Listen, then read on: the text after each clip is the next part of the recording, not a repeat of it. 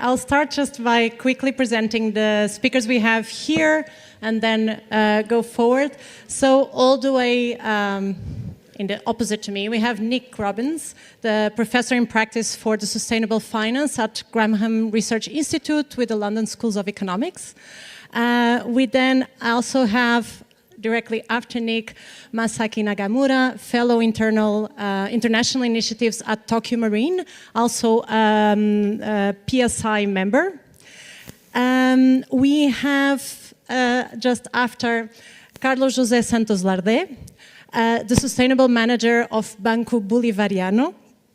And we have Dorothée Baumann-Pauly, the Director of Geneva Center for Business and Human Rights. We were also to have, and you will see the name, I think, when there is the slide there, but we were also to have in the panel Jenny, who is the CEO and senior legal advisor of the Swedish Sami Association. So we were very happy to have actually an indigenous people voice in the room. Unfortunately, she's sick, but I will just afterward tell a very small story coming actually from her. But just before that, Happy International Human Rights Day to everyone. Today,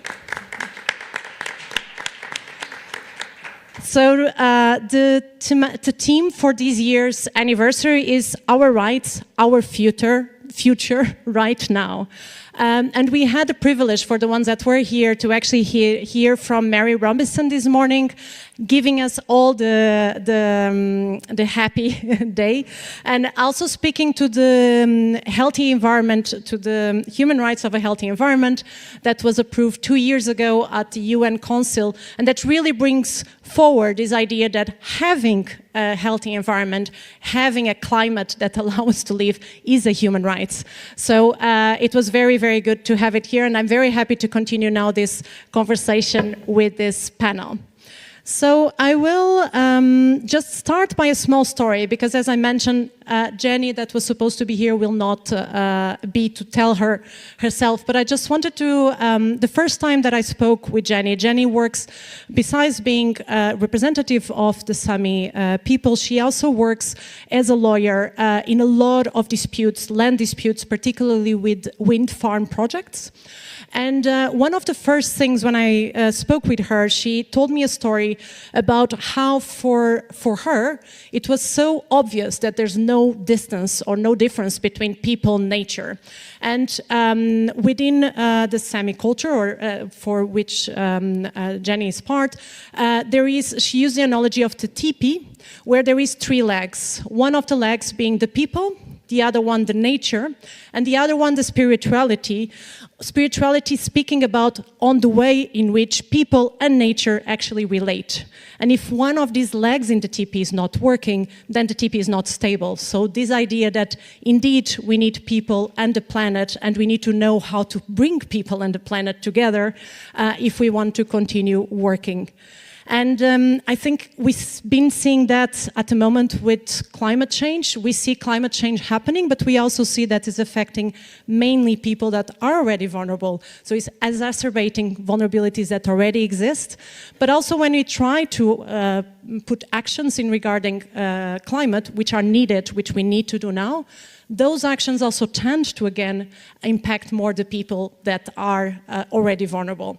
So it's the just transition, which we fortunately hear more and more, but besides other things, it is a way to put human rights also in the center of when we work in climate action. And we'll try to speak a bit more to that in this panel. So I'll be starting the panel. We'll start a bit on the contextualization of just transition, and for that I'll have a question for Dorothée and then for Nick. And Dorothée, if you could just speak to us a bit more on on this contextualization of human rights as part of just transition, but also on how you see that legislation and legislation towards human rights and environmental justice can incentivize companies to ensure a just transition across their global supply chains. Thank you, Joana. Big question, but happy to give this a try to set the scene. I think you've done a great job, so thanks for having me. the concept of just transition, and I want to transition from the previous session we just had, there's still conceptual unclarity, but we can hold on to the fact that justice is in a concept that was originally only environmental and green. And so it's important to use the concept of just transition to remind people that indeed climate strategies will fail if people are not on board. So we cannot treat human rights and environment in different separate silos. They really belong together, and to me, the term just transition brings it together. But now we have to fill it with meaning. And of course, some of my colleagues say we live in a new era because we now have hard law that demands that companies conduct human rights due diligence and environmental due diligence across their own operations and in their supply chains. So this is, there's a legal stick now for companies that do not systematically check for social and environmental impacts of their operations. And that's a big deal, but I'm teaching human rights at a business school, and I talk to companies frequently, and I also see that this legislation has a number of unintended consequences already, including companies avoiding very difficult business contexts where they don't want to put the effort into remediating systemic human rights risks. I also see companies using many words and let's call it the human rights jargon or human rights bureaucracy to tick the boxes of what's required in the legislation without truly engaging in the concept of a just transition, for example. I've done research on cobalt mining in the Congo because cobalt is a key ingredient for the batteries that power electric vehicles.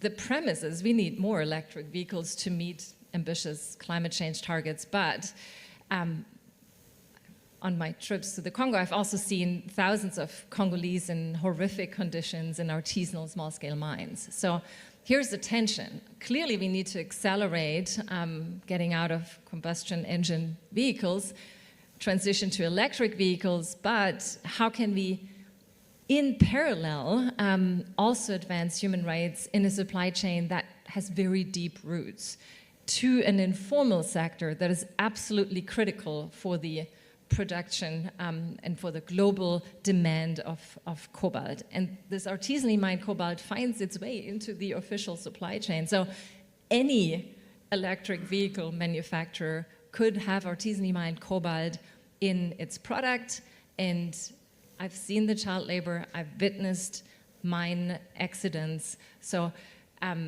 clearly, I hope the financial sector would think through how can we set incentives for our investee companies to look into those deep layers of global supply chains that power the energy transition, for example, because those tensions between environment and human rights do exist.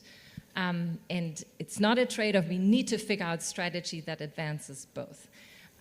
For the Congo in particular, I think they have a unique development opportunity thanks to its richness in natural resources. And if we're serious about the SDGs and its motto to leave no one behind, clearly there is a responsibility for companies to support a just transition with people at its core also in the Congo.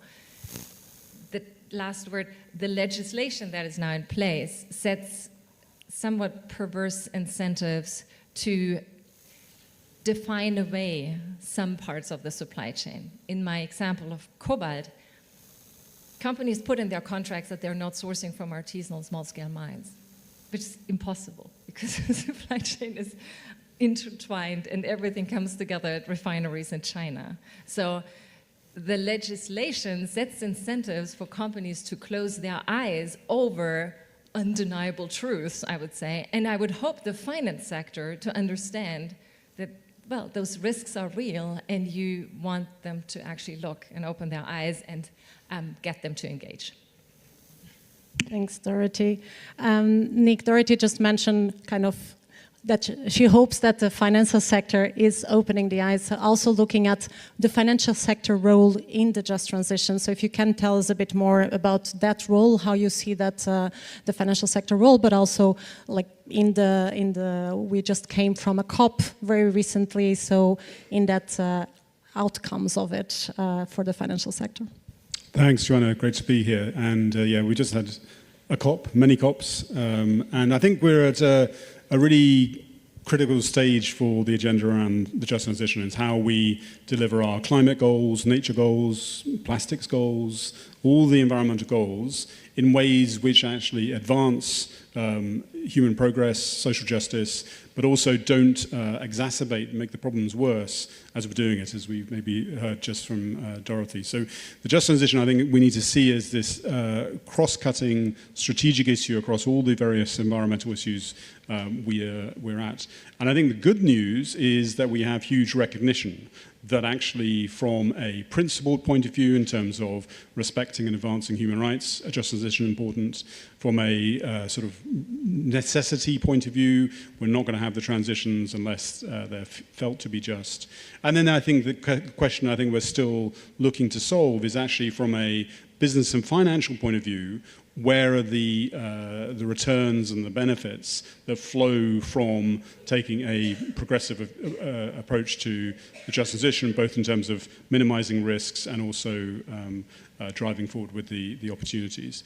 So I think we're seeing across different sectors, I think the investment sector went first in terms of recognizing just transition. We're seeing increasing engagement around that in terms of shareholder engagement with some of the bigger companies.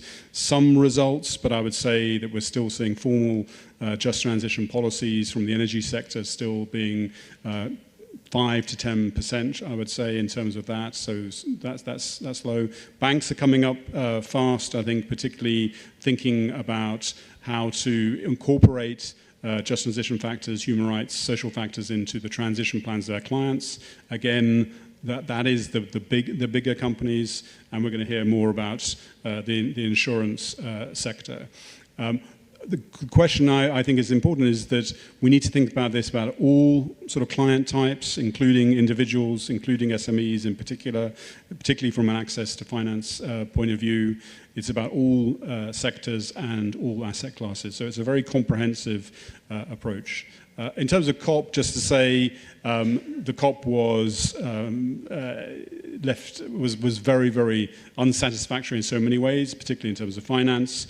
Just transition was, I think, very, very visible at the COP, but there was no agreement on it. And I think that shows maybe the issue we face is that there is this need to connect environmental action, climate action with social justice and inclusion is recognized, but actually to have sort of common frameworks is not. So that was really the result of COP. One of the good things I think that came out was the MDBs and the DFIs. They're now developing a common framework, which again speaks to this issue of needing common frameworks.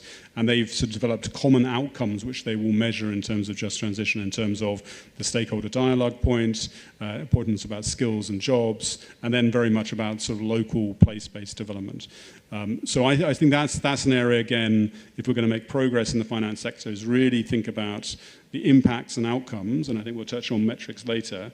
But actually, that is probably the stage now, and also focus on prioritization.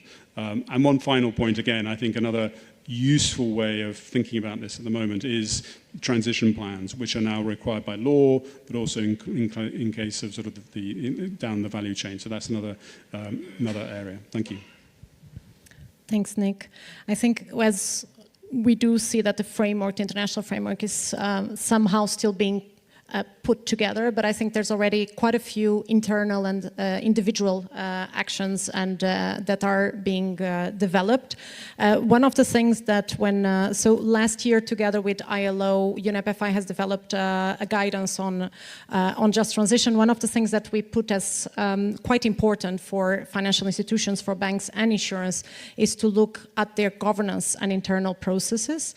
And so in that part of government and internal processes, because because we are so glad to have here. So I will start maybe by Carlos, just if you can tell us a bit about the internal governance processes that Banco Bolivariano is undertaking to ensure a just transition. Thank you, Joana. Banco Bolivariano, yeah. Well, thank you so much for the question, and also a big thank you to UNEP FI for inviting me to this distinguished panel, and I'm really grateful for the opportunity to represent Latin America in this magnificent event. So first of all, I want to tell you the context of Ecuador right now. Comparing some countries and regions, climate change might feel a little bit distant, but let me tell you that in Ecuador, since August, there have been days when we experience up to 14 hours without electricity. That's how real and disruptive it is for us. And to provide additional context, Ecuador is currently facing significant challenge in its energy sector, and this is because the country relies heavily on the hydroelectric power, which is increasingly vulnerable to the impacts of climate change, such as prolonged droughts and also unpredictable weather patterns. These disruptions, I believe, this not only affect in the energy availability, but also in the economic and social stability. Considering that the 80% of the economy relies on a small and medium enterprise, can you imagine the impact of 14 hours without electricity? And I want to make a pause here. I know that for the banks are really important, the companies, but behind them are a lot of humans, right? I want to mention that in my region, there is a specific group that is struggling most for the climate change, and they are the single mothers that lives in the most poorest villages of my country, or even in the region of Latin America, from Venezuela to Argentina. And they try to obtain the same crops as year before, but the problem is that because we are living in one of the droughtiest years of our lives, they can obtain the same quantity. And also, they need to abandon their kids and go to the city and try to find another opportunity to provide food to their house, but the city is without electricity. So that are the problems that we are facing in our region. Because of that, I believe that as a financial institution, all of here, we need to see ourselves as an agent of change. It's clear that we must take concrete action to support a just transition plan. And so now, why is so important the governance, right? Our sustainability journey as Banco Bolivariano, the fifth largest bank in Ecuador, started in 2019. And start when, with other banks, we became signatories of the UNEP FI Principle for Responsible Banking. So this was really important for the country because we start aligning the strategy with the international framework. And over the past years, we have significantly advanced our governance processes. Like, for example, a sustainability committee that is also supported by a sustainability policy. Also, we implement a robust sustainability scorecard with indicators that measure our key metrics and impact to ensure we make informed decisions for the community and for our clients. And the last, we create multiple work cells to make the whole company work toward the sustainability strategy.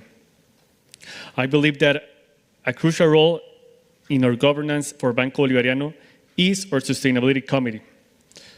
Because when they take a really good decision, we are making tailored solution for our clients to provide them solution for the transitional plans, right?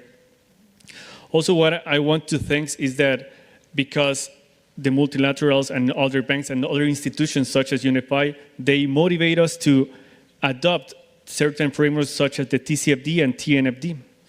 And these frameworks have been invaluable in helping us to identify, measure, and also manage risks and opportunities related to climate and biodiversity loss. And there is a chapter, indeed, which is about governance, and I believe that thanks by that framework, we have been taking better decisions. Just to conclude, I believe that the governance process serves as the backbone of our efforts to incorporate just transition consideration into our strategy and operations.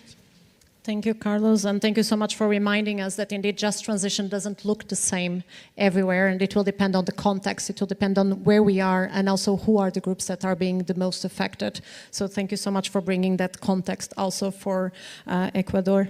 So I'll now pass to Masaaki, and if you could just, I know that Tokyo Marine does have some work also in assessing and mitigating human rights in the context of just transition, so if you could speak a bit to that.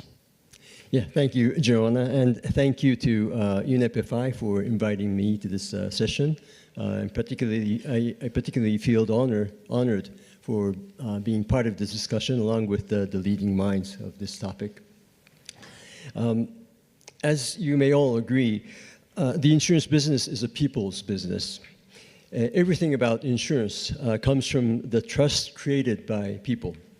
So there's no question that we must earn the trust of customers, employees, and local residents, and respect the human rights of all people. As an insurance company, we are connected with policyholders, stakeholders, and other rights holders from a broad range of communities and industries. It is therefore critical that every individual who delivers the group's products or services remain aware of the importance of respecting human rights and put this into action. From there, Tokyo Marine Group put together its basic policy on human rights and the responsible procurement guidelines based on relevant principles, including the UN's guiding principles on business and human rights. Well, those have not been referred by Dorothée, so I'm not sure how they'll be evaluated, but it's in place. Tokyo Marine recognizes its mission as providing customers and local communities with safety and security and protecting them against risks. Based on that recognition, we sense the need to understand how our business activities are directly or indirectly connected to human rights, as well as their potential impact on human rights. To facilitate the awareness raising internally, we provide education to the group company employees so as to encourage them to become more sensitive of human rights. Taking a step further, in fiscal 2022, we put in place a human rights risk map to assess our impact on human rights, starting with its Japanese operation. As a result of the impact assessment, which was conducted as part of the process, a number of areas in the value chain were identified as priority human rights risks, which needed to be addressed. They're not confined to just transition, but are applicable to our business conduct more broadly. And there are three items I can showcase today. The first item was the human rights of non-Japanese technical trainees who are hired by automobile dealerships in Japan. In Japan, automobile dealers function as insurance agents and play an important role as distributors of automobile insurance and other types of insurance policies. The issue of non-Japanese technical trainees has been seen as a potential source of human rights abuses, since under the existing system, the trainees have no freedom of job selection. While the national system is now on its path to be rectified, and no case of human rights abuses has been reported so far, the finding urged us to take affirmative action to caution our dealer agents to adopt appropriate preventative measures. The second item involved our key suppliers, namely IT vendors and printing companies, because we print things a lot. Against the environmental policy, that's a problem.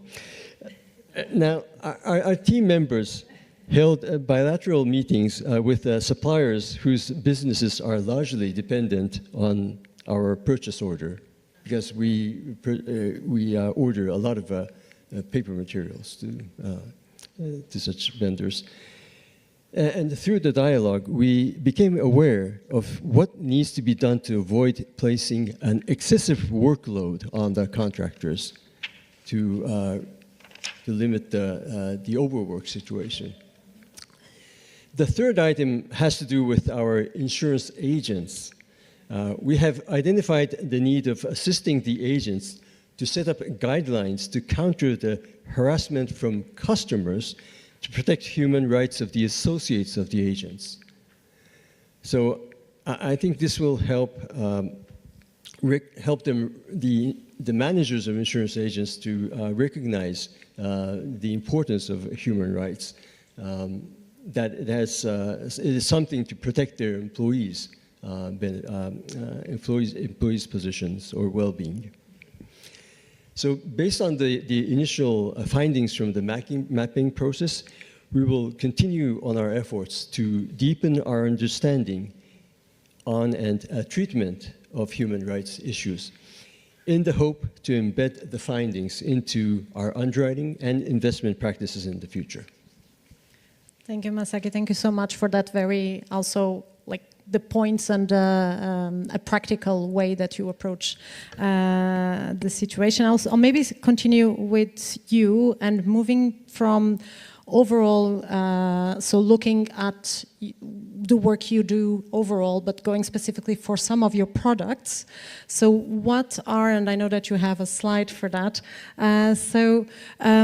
looking specifically now at products and how products can, how this connection on just transition can be there also on products, if you can tell us a bit more of the human rights due diligence that you did for the carbon credit projects you are financing. Okay, so thank you so much for the question. Yes, this is really a very interesting topic that I'm happy to discuss. I would like to share with all of you the ongoing efforts undertaken by Tokio Marine with the help of a legal expert and a corporate partner from the utility sector. It involves carbon credits, which are considered by many as an indispensable mechanism to achieve net zero greenhouse gas emissions by 2050. Especially so considering finance needed to expedite decarbonization of the developing world. On the first day of COP29, a positive news reached us from Baku that the so-called Article 6.4, which defines the Paris Agreement crediting mechanism, was agreed after a decade-long discussion. It is a mechanism that is expected to generate financial flows from corporates and other actors to assist developing economies in reducing their emissions under the UN supervision. What was also notable in the agreement was that the mechanism incorporated mandatory environmental and human rights safeguards. In parallel to the positive development which has taken place under the UN system, there has been a lot happening in the voluntary carbon markets.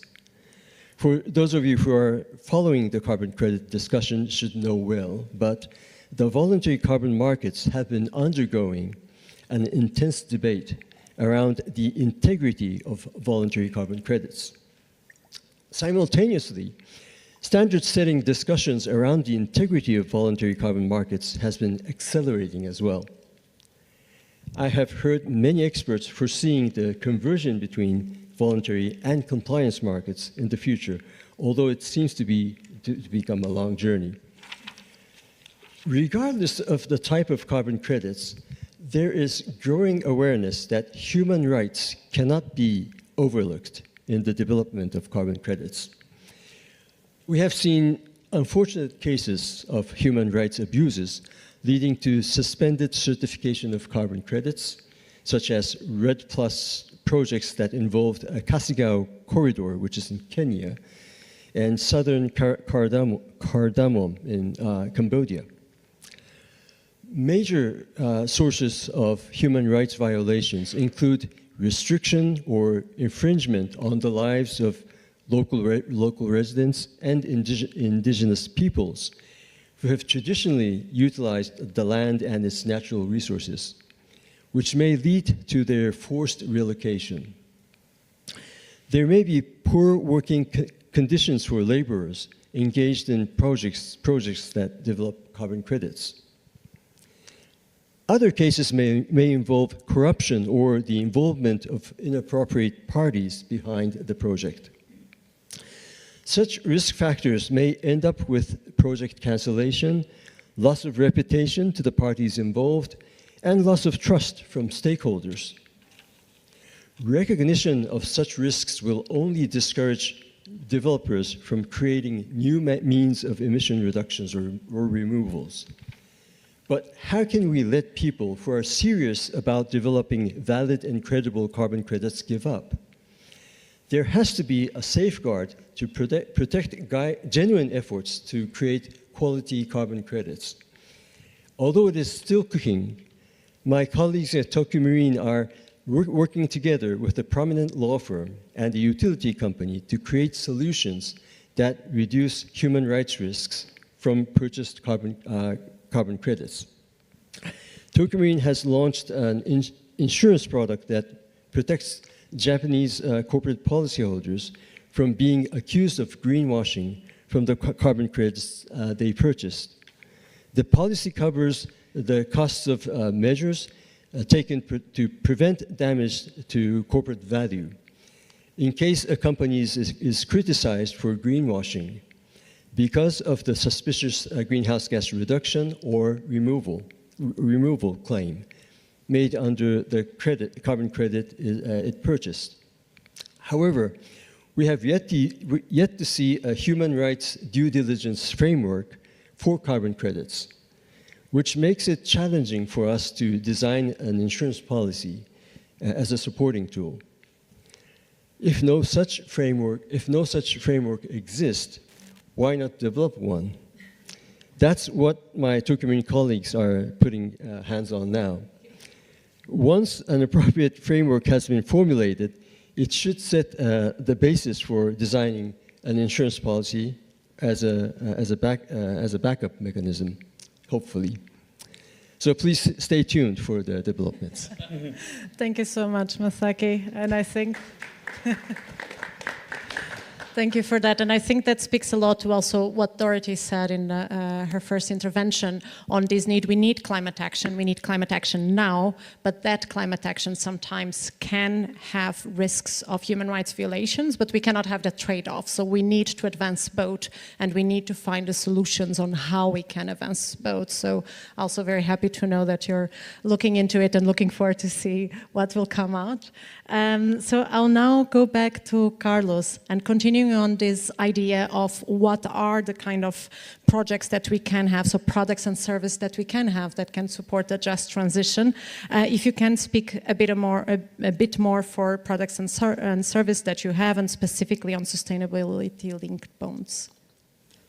Of course, thank you for the question again, and really agree with you, Masaaki, right? That behind any transaction, there is human rights, right? And there's people. So first of all, I want to tell you, I will try to make a short answer. I want to tell you that Banco Bolivariano, 1.5 years ago, we went to the Galapagos Island, which are named like the Enchanted Islands, where Charles Darwin goes and inspired to write several articles around biodiversity. We announced there that we issue the first blue bond that was attached to sustainability objectives, right? And the specific objective was to publish, to develop, and to release the first TNFD to South America. And well, this blue bond was specifically designed to support projects that contribute to marine conservation, biodiversity protection, and also resilience on local economy, right? So, but why a blue bond, right? Why not a traditional funding from any multilateral or DFI? And why it was so important for, not just only for our bank, Banco Bolivariano, also for the Ecuadorian bank industry and also for the region. First, the context of Ecuador. We are the second main exporter of sustainability seafood, right, in the world. And also, 45 years ago, when the Banco Bolivariano started, we start realizing many credits for the agriculture and aquaculture sectors, right? So we began with these sectors, and I think that we need to give them always like a new, different products to solve different, to give them different solutions, right? And I believe that this instrument is not a desire, it's a business opportunity, and that was the reason that the bank want to realize it. So, and what is important, and I want to talk about my region, what is important to release a bond, or to issue a bond, sorry, is to be more transparent, right? I know that in these regions are really common to have transparency with your client, society, etc. But in my region, we hadn't had like some kind of this exercise, right? So it was really important for us to start to telling all the stakeholders what are we doing with this kind of instrument, right? So we select 3 categories for this blue bond based on the ICME standards and also the green bond principles. And it was the seafood, promoting sustainable fishing practicing that are aligned with international and recognized standards. The wastewater management, supporting infrastructure projects to reduce marine pollution, and also circular economy. And to be honest, we allocate all of the funds, was about a transaction of 80 millions in the first category. But don't worry, because we have a plan to expand our blue economy portfolio for the next years, right? But I want to tell you, the first one, the seafood category. So there are 2 main certifications that help us to identify that we are also involved in the value chain of this sector, right? And there are the ASC, Aquaculture Stewardship Council, and the other one, MSC, Stewardship Council, Marine Stewardship Council, sorry. These certifications provide critical frameworks for sustainable fishing and aquaculture practice. And because we have an approach with this sector, we know that this certification also involves all the value chains, all the small, micro, and also medium enterprise, and they have to adapt certain sustainable practice to have this certification. And without this certification, the Ecuador shrimp industry can sell to Japan, for example, to United States, to Europe. So we can get like the best prices around the world, right? So I think that how we can, this certification provide us as Banco Bolivariano, that we make sure that we are making a solution for a transition plan for this industry. And just to finish, I believe that to find these kind of solutions, we as the bankers, we need to approach in a humble way with our clients and learn from them, right? We are starting to talking about nature, right? Climate change, but when we first approached with the shrimp industry in Ecuador, they told us like, hey, I was talking about biodiversity and nature 20 years ago, right? So it's not a new topic for me, it's a new topic for you. So I feel like to find and co-create solution is in a humble way that we need to approach. Thank you. Thank you so much, and Carlos, and using this last part that you were saying on how humbling, approaching clients, but you also spoke about transparency, we also spoke about people, so I will turn to you, Dorothée, and understanding this importance of people as part of the equation, understanding also this need of ensuring meaningful stakeholder engagement throughout, also when we speak about the UN Principles of Business and Human Rights. How do you see, or how should companies and particularly financial institutions be engaging with local communities, and as Jenny is not here, maybe also a bit with also indigenous people, and what can be done to ensure that they are participating in decision-making processes and they are part of the process of not being left behind? Thanks. Indeed, meaningful stakeholder engagement is now a requirement by the law, the Corporate Sustainability Due Diligence Directive, and companies are struggling to put that into practice. And just back to you briefly, you mentioned the certifications that you're sort of encouraging. that's great. I think they're strong on some easy to measure environmental targets, but on the human rights part, they're weak, and on participation, they're on 0. So, I mean, talking about the meaningful stakeholder engagement through certification schemes that are currently in place, I think there's a big gap for those certification schemes to figure out how do they now retrofit what is now required by the law into those certification schemes. So it's sort of a side topic. So the meaningful stakeholder engagement, as I said, is, I think first we should establish why it's so relevant, because it's not only relevant because it's in the law. If companies only engage in it because it's now a legal compliance issue, they will, in a very superficial way, bring together a couple of NGOs and then put in their sustainability report a picture of that we had the meeting. So and this is not what we're looking for. Instead, the meaningful stakeholder engagement, I think, needs to be rooted in the type of business models that we're hoping to develop further in the future, namely ones that build true relationships with clients, with suppliers, and suppliers deep in global supply chains. And practical experience has shown over and over again that these relational business models, they're more resilient when a crisis hit. We've seen that during COVID. And I mean, I could also point to sort of massive crises that big companies had where they simply disregarded stakeholders, such as Rio Tinto blowing up indigenous caves, that an irreparable error where they probably weren't in touch with the critical stakeholders and the indigenous communities that they should have listened to, because it was very costly for them to fix that. The entire senior management team had to go. So there's a legal requirement, there's a moral imperative, but there's also a business case for engage with the stakeholders. But sorry, your question was on the how to do this. And this is where things get really messy and complicated, because business contexts are messy and complicated.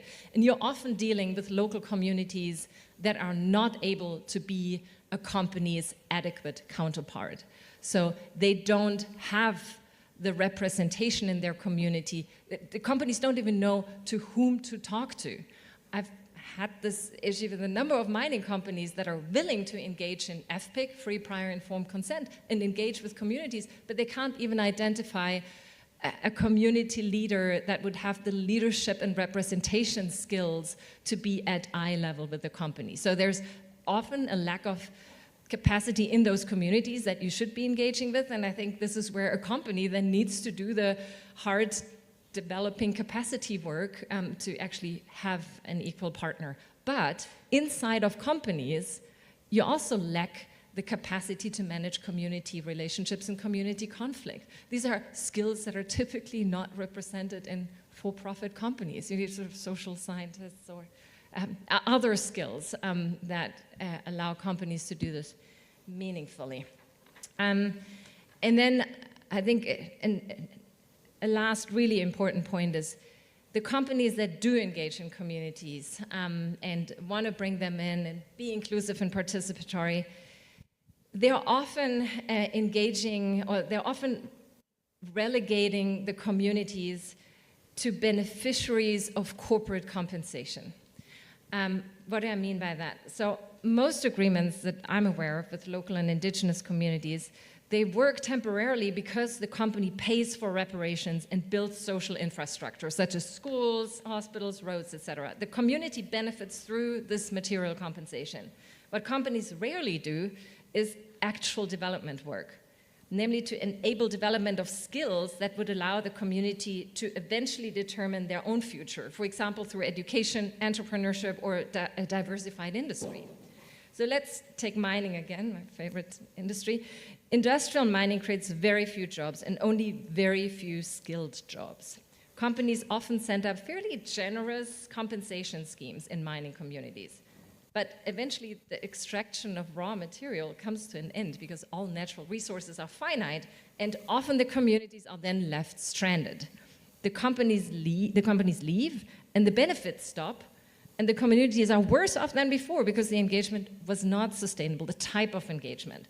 So companies that want to ensure equal participation also need to develop responsible exit scenarios and provide benefits that last, even after their departure, or sometimes merely because leadership changes. I've seen mining communities where the mine operating company changed, and the mine operating company that moved in just didn't have that perspective on community engagement. They stopped the benefits, and there was nothing that lasts. So I think such lasting agreements best involve multiple independent partners that sign long-term agreements, local civil society, but I would also argue academia, namely to continuously measure the sustainability of the societal impacts of business operations, measuring the impacts continuously through independent partners that sign long-term agreements.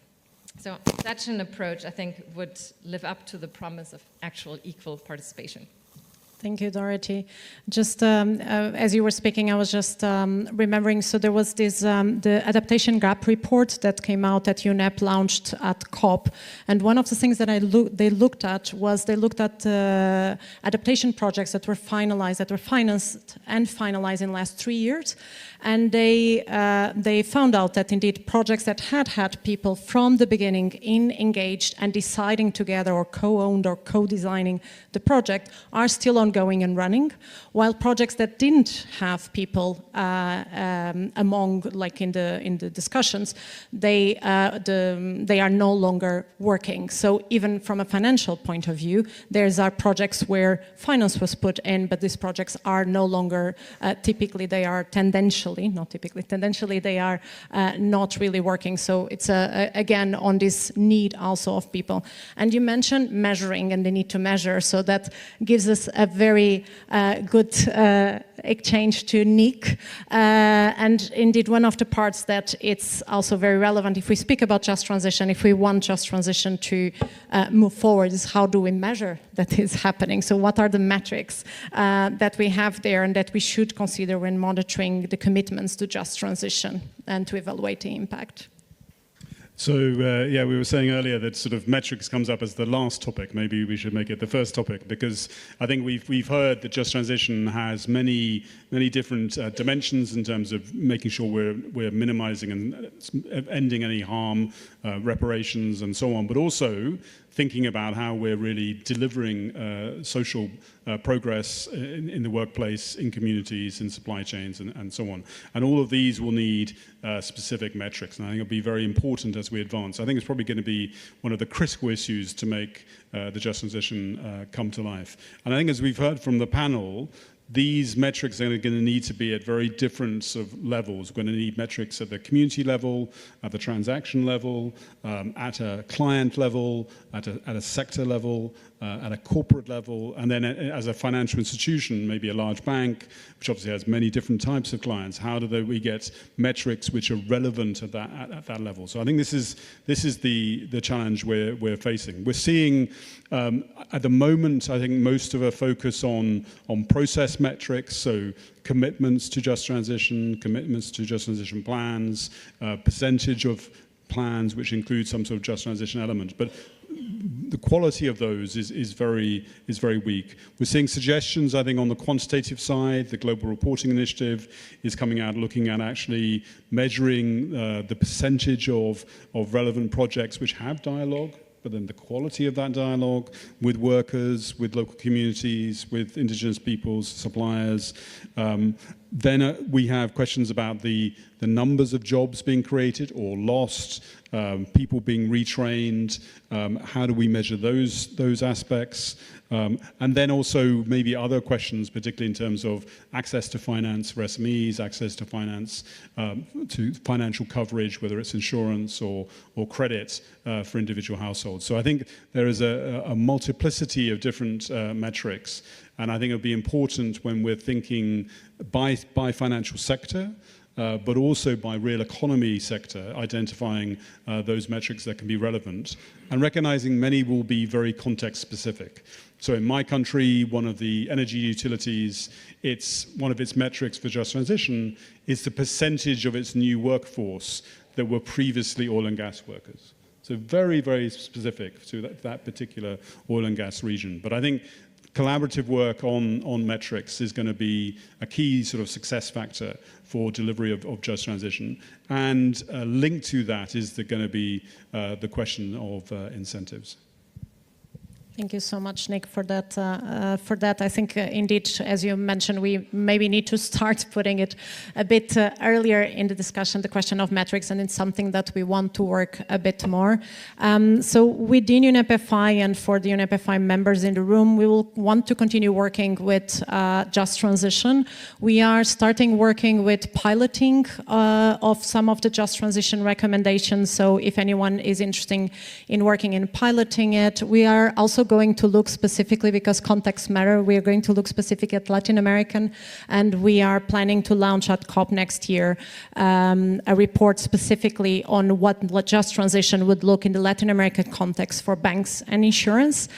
And we are also next month launching a human rights toolkit, which helps financial institutions to aligned with UN principles for business and human rights, going from their policy to human rights, due diligence, stakeholder engagement, and access to remedy and grievance. So we hope that that will be a step in also the discussions we're having, but we are very happy to continue this work and to continue with those in the room and with this panel to work together for ensuring that we are having a climate action that does have human rights as central, and that we will be, Mary Robinson this morning said that she felt that she understood the connection very late, and that it was very late and only when working in the ground that she realized that there was this connection between human rights and climate. And I think we are the lucky ones that this work was already done for us. We know this connection is there, so now we need to act